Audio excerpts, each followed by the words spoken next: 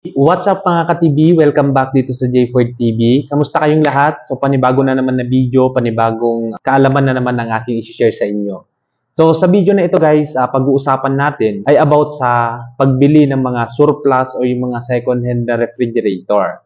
So mas maganda nga bang bumili or makakatipid nga ba talaga tayo pagka bumili tayo ng mga surplus o yung mga second-hand na refrigerator? So, ang dami kasi mga nagtatanong sa akin, ang dami nagko-comment na sabi nila, Sir, gumawa ka nga ng video about sa mga surplus. Ano po ba yung maipapayo nyo kung maganda nga bang bumili ng mga second-hand na refrigerator? So, bago natin nasagutin itong tanong na to guys, kung bago ka pa lang at ngayon ka pa lang napunta sa channel na to at gusto mo yung mga ganitong tutorial about sa ating mga appliances, ay huwag mong kalimutan mag-subscribe and hit mo na rin yung notification bell para updated ka sa mga videos pa na aking i-upload. So, wag na natin itong patagalin guys, simulan na natin.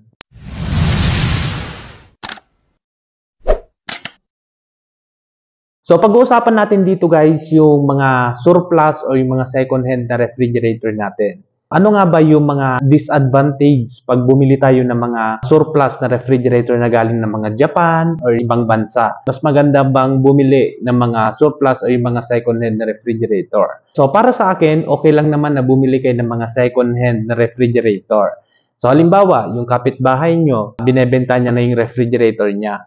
So pwede naman kayong bumili ng mga second-hand basta tignan nyo kung ilang years na ginamit yung refrigerator na yon o kaya nabuksan na ba or natusok na ba nila yung mga freezer nila, no? So marami ka ding tignan bago mo bilhin yung refrigerator na yon.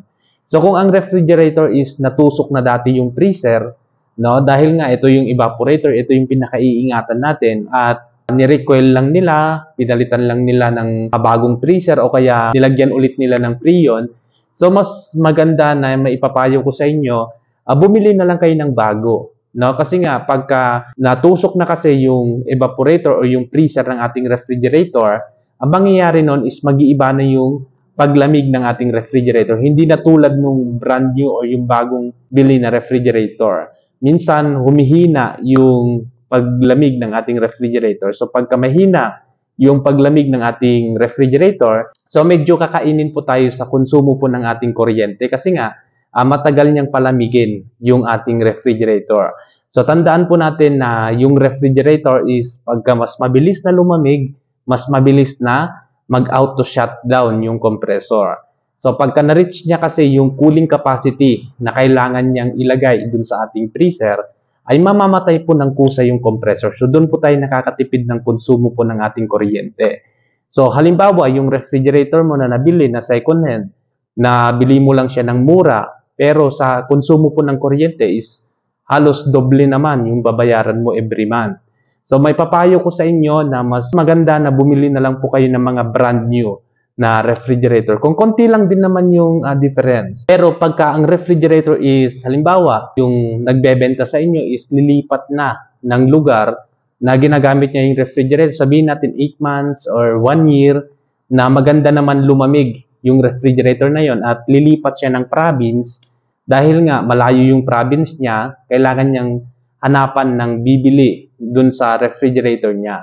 So, pwede rin yung bilhin yon. Nakadepende po kasi yan kung ilang months na nila ginagamit. Pero, tignan nyo pa rin yung price. Halimbawa, yung price ng refrigerator is, sabihin natin, 13,000 yung brand new at binebenta niya na nasa 10,000. So, mas maganda na bumili ka na lang ng brand new. At the same time, ikaw pa yung kauna-unahan na gagamit dun sa refrigerator na bago. Pero pagka halimbawa wala namang problem yung refrigerator na binebenta niya at binebenta niya lang to ng mga kalahati dun sa 13,000, sabihin natin 6,000 or 7,000, pwede nyo nang bilhin yon. Lalong-lalo na pagka ginamit lang siya ng mga months or 1 year, panalo ka pa rin doon dahil covered pa rin ng warranty ng refrigerator na yon. So halimbawa nagka-problem yung refrigerator na yon, pwede nyong itawag dun sa authorized service center, no? So, yan po yung i-consider po natin or tignan bago natin bilhin yung mga second-hand na refrigerator. Pupunta naman tayo dito sa surplus na refrigerator. So, itong surplus kasi guys, ito yung mga nakikita natin na galing ng Japan. So, although maganda naman yung quality ng refrigerator pagka direct galing dun sa Japan at ibinebenta nila na surplus dun sa Pilipinas.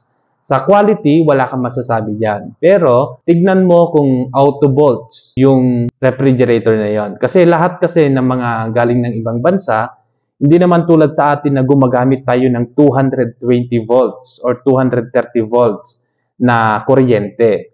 Sa ibang bansa, gumagamit po yan ng mga 110 volts. Kaya pagka halimbawa yung nabili natin na surplus is ginamit natin dun sa Pilipinas na 220 volts, ang mangyayari nun is hindi lalamig yung ating refrigerator. Hindi gaano lalamig dahil nga hindi niya nasusuplayan ng maayos yung surplus na refrigerator na 110.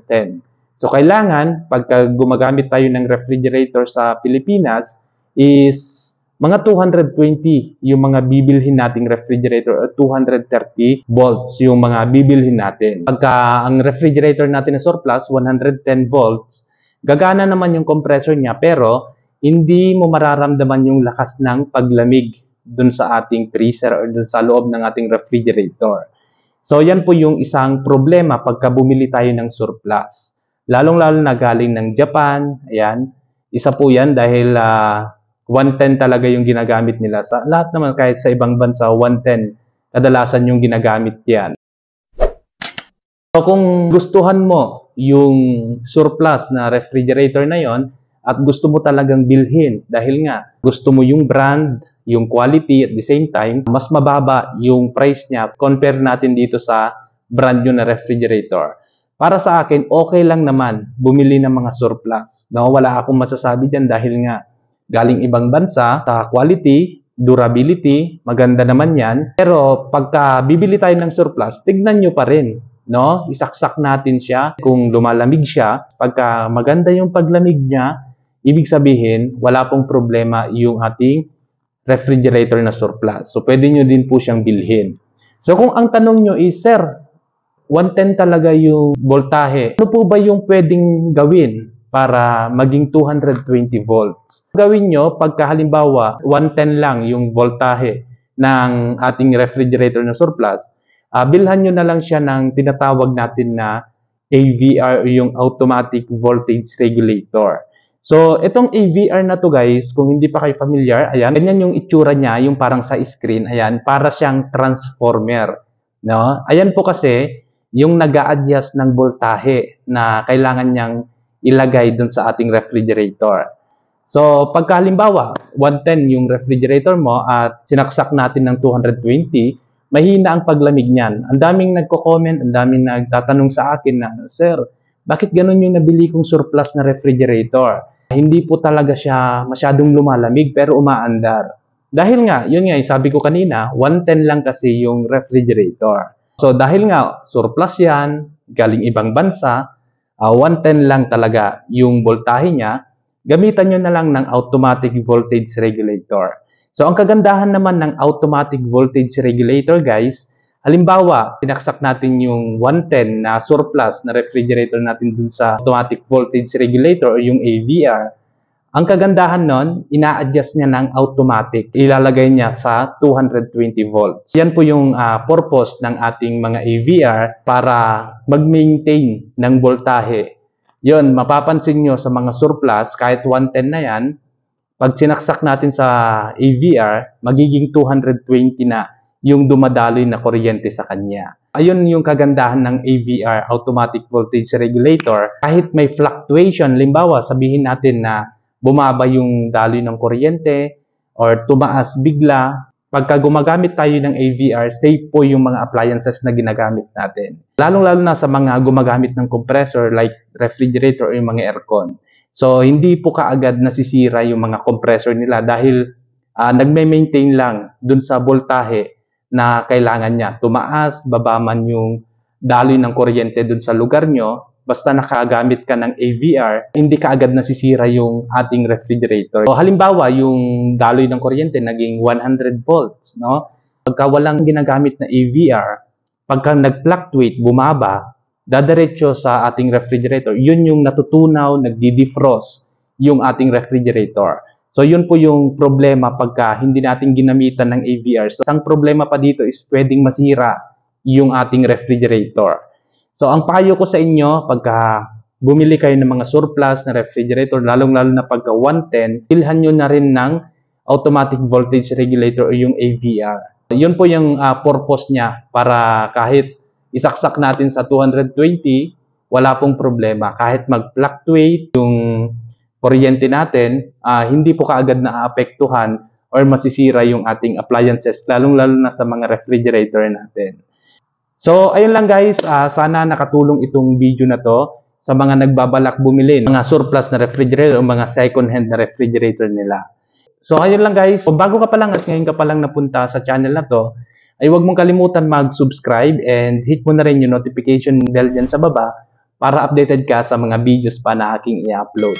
Maraming salamat guys sa laging panonood at laging pag-comment at pagtanong dito sa ating YouTube channel. Kung nagustuhan mo itong video na to, don't forget to like, i-share mo na rin para makita ng mga kaibigan mo, mga kamag-anak mo na gustong bumili ng mga surplus o mga second-hand na refrigerator na nalilito sila kung bibili nga ba sila ng mga second-hand or magbra-brand new na lang sila na refrigerator.